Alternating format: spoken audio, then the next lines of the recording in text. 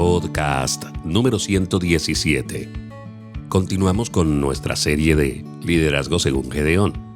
En el capítulo anterior, habíamos hecho un recuento histórico para poder ubicarnos justo en el tiempo cuando Dios empieza a juzgar a Israel y trae 10 jueces para levantar el ánimo. Pues sí, para juzgar, pero también para levantar a su pueblo, para sacarlo del estado deplorable en el que se encontraba.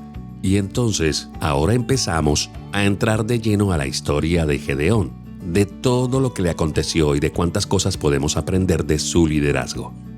Hola, yo soy José Ordóñez y te invito a que disfrutes del podcast del día de hoy, en donde tendremos como temática especial las consecuencias del pecado, de cómo Dios le había hecho una promesa maravillosa a su pueblo, pero dado que no querían dejar sus falsos dioses y sus costumbres, Dios tuvo que entregarlos en manos de sus enemigos. Y cómo tú y yo nos podemos mirar en ese histórico espejo de lo que le aconteció al pueblo de Israel aquella época y mirar nuestra situación, en donde se encuentra nuestro matrimonio, nuestra economía, toda nuestra existencia, a veces viviendo en medio de la mediocridad producto de las malas decisiones y de esos pecados que no hemos querido dejar. Acomódate y disfruta el podcast del día de hoy. Bienvenidos. Ahí empieza esa historia que estamos leyendo. Estamos leyendo una historia en donde dice que el pueblo de Dios llevaba 7 años en donde bajaban los madianitas. O sea, ellos bajaban al valle donde vivía el pueblo de Dios y les robaban, les quitaban todo el ganado, les quitaban todas las cosechas, no dejaban una sola vaquita viva, se las mataban, las robaban. Entonces, esta gente trabajaba durante 6 meses para tener sus cosechas, sus vaquitas, su ganado, y de pronto venían los madianitas y dejaban sin nada, por lo cual estaban en gran angustia. Un pueblo gobernado por lo que Dios dijo que gobernara, porque el pecado en nuestra vida nos hace eso, que terminemos gobernado por lo que Dios dijo que gobernaríamos. Dios dijo que gobernaban y que tomaban una tierra y que subyugaban a los madianitas, pero fueron los madianitas los que terminaron gobernando el pueblo de Dios por causa de su pecado. Ahí está. Continuemos la historia. Cuando los israelitas clamaron al Señor, versículo número 7, a causa de los madianitas, el Señor les envió un profeta que dijo, un profeta anónimo, no tiene nombre. Okay, no se menciona quién fue, pero dice, así dice el Señor Dios de Israel, yo los saqué de Egipto. Y aquí empieza a contar esa historia el Señor. Yo los saqué de Egipto, tierra de esclavitud, y los libré de su poder. También los libré del poder de sus opresores, a quienes expulsé de la presencia de ustedes para entregarles su tierra. Les dije, yo soy el Señor tu Dios. No adoren a los dioses de los amorreos en cuya tierra viven, pero ustedes no me obedecieron. Él les dice, la consecuencia que ustedes están pagando fue por su desobediencia. Versículo número 11, el ángel del Señor vino y se sentó bajo la encina que está en Ofra, la cual pertenece a Joás del clan Abiezer. Su hijo Gedeón estaba trillando trigo en el lagar para protegerlo de los madianitas. Y ahora escuche, está un hombre escondido, ¿sí? Dice sacudiendo, es que en la versión, la Reina Valera dice sacudiendo trigo en el lagar. Aquí dice trillando trigo en el lagar. A ver, el trigo no se trillaba en el lagar ni se secaba en el lagar. El lagar era, haga de cuenta usted, un pozo o una piscina, ¿sí? Un tanque profundo donde la gente depositaba la uva y luego pisaban la uva. La gente iba y se ponía a pisar la uva, la dejaban fermentar. Y entonces de ahí, del lagar, se sacaba el vino, ¿ok? Porque el trigo se secaba, era en la estepa, en la parte alta. Usted tenía que subían con unos telares, así, con el trigo, con la hojilla del trigo, y entonces le tiraban el trigo hacia arriba. Lo tiraban hacia arriba, el sol tostaba el trigo, y cuando el trigo iba por el aire, el viento soplaba y se llevaba la vainilla, ¿ok? Y así iban secando trigo en la estepa, en la parte alta, ¿ok? Pero aquí tenemos a un hombre que está secando o trillando trigo en el lagar, en un pozo profundo. Por lo cual lo que este hombre está haciendo es haciendo un mal trigo. comía un trigo que no era tostado por el sol, porque una de las características del buen trigo para el buen pan, los que son panaderos aquí me pueden entender, es que sea dorado por el sol, esté seco y sin vainilla. Pero este está aquí mirando así a cada rato que no vinieran los madianitas acobardados intentando secarlo, trillarlo y quitarle la vaina, por lo cual lo que estaba produciendo era, número uno, un mal vino. Porque ¿qué cree que pasaba después de que él se llevaba el trigo? Meta uva y ahora póngase a pisarla. ¿Cómo salía el uvo? ¿Cómo se pisaba la uva? ¿Cómo quedaba el vino? Mal. Se bebía vino maltrecho, se comía pan dañado. Comían y bebían mal. Lo poco que comían y bebían les sabía inmundo, porque estaban sacudiendo el trigo en el lagar. La era, ahora sí me acordé, la era el lugar alto en donde llevaban y sacudían el trigo y allá hacían el pan. Porque el pecado hace eso. El pecado hace que tú estudiaste, trabajaste para que hicieras cosas y terminas haciendo lo que no debes hacer en un tiempo que no lo debes producir, de una manera que no lo puedes producir, con los resultados que son paupérrimos. El pecado hace esto en nuestra vida. ¿Te has encontrado algún día algún profesional manejando un taxi?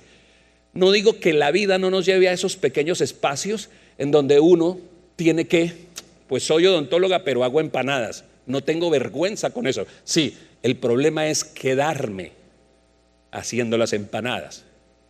El problema es que ya llevo, como ellos dicen, ya llevo 7 años haciendo lo mismo. Llevamos 7 años. Carne hace rato no probamos y no comemos, porque es que vaca, desde que bajan los madianitas, ¿sabes lo que después pasó en la vida de ellos? Que para que los madianitas no los vinieran a acechar en el valle, subieron y empezaron a vivir en cuevas. Eso se ve más adelante. Entonces usted ya ve a un pueblo que Dios le dijo, habitarán casas que no construyeron, y los encuentra viviendo en cuevas. Y uno dice, pero Dios no dijo cueva.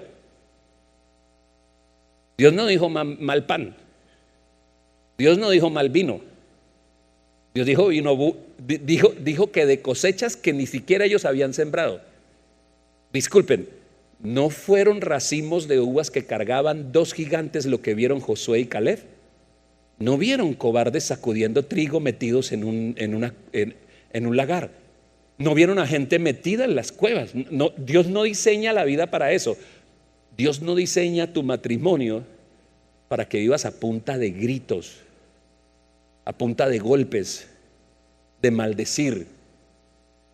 Hay gente que come mal. Dios diseñó su vida para que comieran bien, pero por causa de la malsana manera de vivir matrimonialmente, ninguno de los dos quiere ceder y ninguno de los dos quiere darle un beneficio a su cónyuge, por cual usted encuentra hijos mal viviendo, mal comiendo. Pregunto, ¿cómo son tus noches por estos días? ¿Qué tanto la situación difícil de tu matrimonio te ha logrado minar el sueño? Porque el día que llegaste al altar estabas vestida de blanco y eras la más linda del planeta. Ese día tú sabías que ese matrimonio estaba diseñado para que durmieras bien el resto de tu vida. No se supone que encontraste el hombre que te habría de salvaguardar tus noches. No se supone que tú habrías de vivir feliz con esa mujer que se te entregó en el altar. No pensaste que ibas a vivir muchos años de bendición. Ahora, ¿cómo son tus noches 7 años después?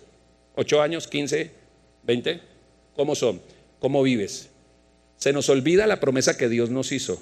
Buen vino, 2 gigantes llevando un racimo de uvas, eso te pertenece, eso es para ti. La tierra de Hebrón, arriba, el monte. Les voy a dar una tierra donde ustedes todo lo que hagan produce y les va a producir bendición. Pero por consecuencia del pecado del hombre, cobardes, metidos en un hueco, haciendo mal vino y haciendo mal pan. Detente un momentico. Puede ser por ti o por algún familiar. Por ti. Porque quizá te estoy hablando a ti, querido Gedeón, que últimamente no te funcionan bien tus negocios, lo que tú haces, lo que estudias. Medio empiezas a fructificar, te estrellas con la moto, se rompe el inodoro, te visita la suegra. Ahorras un poquito y todo se te va como por agua entre las manos. Y tú dices, ¿qué le pasará a Dios conmigo? Es que definitivamente no prospero. ¿Qué le pasa? No. Ahora, tú dices no. Ok, entonces piensa en ese familiar que está pasando una dificultad. ¿Acaso Dios dijo que sobre la vida de tu familiar tendría que vivir pidiendo prestado, arruinado, enfermo, maltrecho, golpeado, solo, triste, hambrienta, golpeada, demandada, solitaria? Dios no diseñó eso. Mira hasta dónde nos lleva las consecuencias del pecado y la desobediencia, porque cuando te encuentras con Jesús, Jesús nunca te da una promesa sobre tu vida que tenga que ver con miseria, dolor. Ahora, llegamos a la estación de la miseria y a la estación del dolor por causa de que no hemos dejado de hacer lo que hacía el abuelo al otro lado del Éufrates, lo que hacía mi papá al otro lado del Jordán y lo que ahora yo estoy haciendo copiando de mis vecinos. De pronto pensaste un poquito en la situación en la que te encuentras, o de pronto en la situación en la que se encuentra algún familiar, alguna persona que tú conoces. Y seguramente tú, al estar escuchando el podcast, dijiste, esa persona está pasando por esa situación, producto de su desobediencia a Dios y su apego a esos pecados que no ha querido dejar. ¿Cómo sería de conveniente que le compartas este capítulo del podcast? Y muy seguramente se enganche a toda esta serie de Gedeón, que le va a dejar primero la información de su situación, la invitación además a dejarla, el cómo dejarla y encontrar respuesta y solución en la persona de Jesús. Así que no dudes en compartirlo.